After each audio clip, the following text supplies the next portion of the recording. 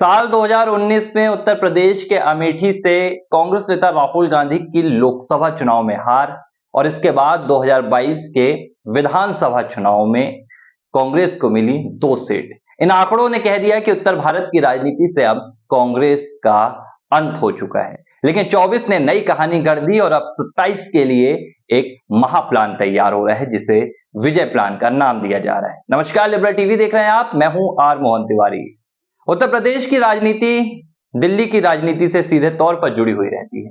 लखनऊ का सीधा कनेक्शन जाकर देश की राजधानी दिल्ली से मिलता है और कहते हैं कि जिसने लखनऊ में झंडा गाड़ दिया उसके लिए दिल्ली अब दूर नहीं है। कांग्रेस पार्टी के लिए 2019 में जो लोकसभा चुनाव के परिणाम आए थे, इसके बाद 2022 में जब विधानसभा चुनाव हुए, कांग्रेस पार्टी ने जिस लिहाज से प्रदर्शन किया, इन आंकड़ों ने साबित कर दिया था कि कहीं ना कहीं उत्तर भारत की राजनीति से कांग्रेस पार्टी का दमखम पूरी तरह से खत्म होता हुआ नजर आ रहा है। यहां तक कि कांग्रेस पार्टी के राहुल गांधी भी अमेठी से जब हार हुई तो केरल के वायनाड चले गए। 22 में विधानसभा चुनाव हुआ तो प्रियंका गांधी के कंधों पर पूरी जिम्मेदारी डाल दी गई। चुनाव प्रचार के दौरान भी राहुल गांधी इक्का दुक्का जनसभाओं में नजर आए। हालांकि उस दौरान वे भारत जोड़ो यात्रा भी कर रहे थे। लेकिन सवाल उठने लगे कि क्या उत्तर भारत की राजनीति में अब उस पार्टी की सियासत खत्म हो चुकी है जिसने दशकों उत्तर प्रदेश की ही जमीन से दिल्ली की राजनीति की है। लेकिन 2024 का दौर भी आया। कांग्रेस पार्टी जो कहीं ना कहीं सूबे में अपनी पूरी सियासी पिच खो बैठी थी, सूबे में अपनी सियासी जमीन गंवा बैठी थी, 24 में वापसी कर गई। समाजवादी पार्टी के साथ गठबंधन कर कांग्रेस पार्टी को 6 सीटों पर जीत मिली। इनमें राहुल गांधी रायबरेली से थे।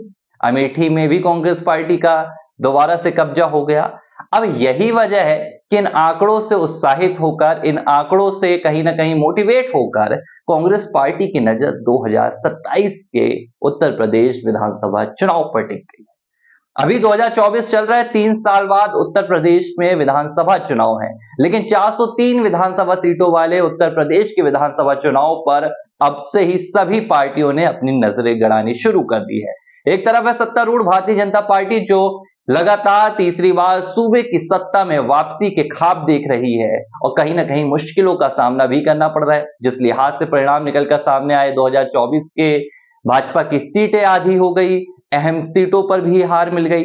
अब भारतीय जनता पार्टी की इस जो तबाही का मंजर यूपी की सियासत में देखने के लिए कहीं ना कहीं मिला है, इसके बाद कांग्रेस फ्रंट फुट की राजनीति करने की यहां पर पूरी प्लानिंग तैयार कर चुकी है और 2027 के लिए अभी से कांग्रेस पार्टी ने विजय प्लान तैयार करना शुरू कर दिया है। इसके लिए 3 पाली में 403 सीटों को बांट दिया गया है, यानी कि 175, 175 और 175।